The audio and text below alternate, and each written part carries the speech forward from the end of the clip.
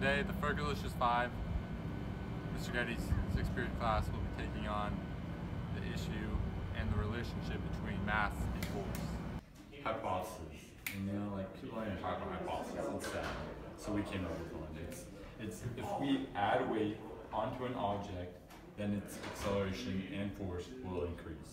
That's it. That's it. Okay, so for our procedure, we decided to use this plastic car as our experiment here. And so our independent variable, or the one that we're changing, is the weights at the end where the pulley is. And we used 3 different weights, 10, 20, and 30 grams. What we did was we used a stopwatch and we measured over a given time. So for example, we stopped it and it was 0.27 seconds. And we averaged out those times, and that's where we got our calculations for the acceleration.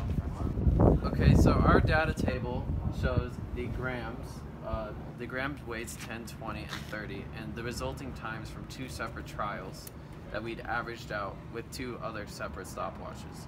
And so here are the results from trial 1 and trial 2, and when we move on to the calculations, we averaged out these times to get our seconds. Okay, so now moving on to the calculations, we decided to find the acceleration. We wanted to use the formula, which is x naught times v naught times t times 1/2 a times t squared, the first formula in Mr. Getty's class. And so we did 1/2 times a times, in this case for 10 grams, 2.74 seconds squared, which is equal to the same distance we used, which is 1.3 meters. We measured it out on the table. And so we did this for the following, for each one, with the result of getting 0.35 meters per second squared, 0.78 meters per second squared, and 1.2 meters per second squared.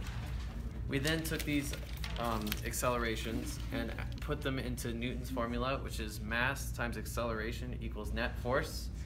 And so we multiplied that by the mass of the car, which in this case was 0.255 kilograms, and we got 0.1 newtons, 0.2 newtons for 20 grams, and for 30 grams we got 0.31 newtons.